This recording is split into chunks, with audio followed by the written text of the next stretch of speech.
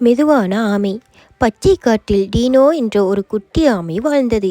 டீனோ மிகவும் நல்லவன். ஆனால் மிகவும் மெதுவாகவே நடப்பான். மற்ற விலங்குகள் எல்லாம் வேகமாக ஓடி விளையாடின. டீனோவும் சேர வேண்டும் என நினைத்தது. ஆனால் அவனால் வேகமாக ஓட முடியாது. ஒரு நாள் பெரிய புயல் வந்தது. காற்று பலத்துடன் வீசியது. மரங்கள் குலுங்கின. குட்டி விலங்குகள் எல்லாம் பயந்தன. நாம் எங்கே பாதுகாப்பாக இருப்பதே என்று அவை அழுதன.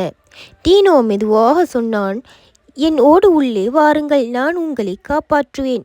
முயல், அணில், எலி என டூனோவின் உறுதியான ஓட்டினில் உள்ளே சென்றன.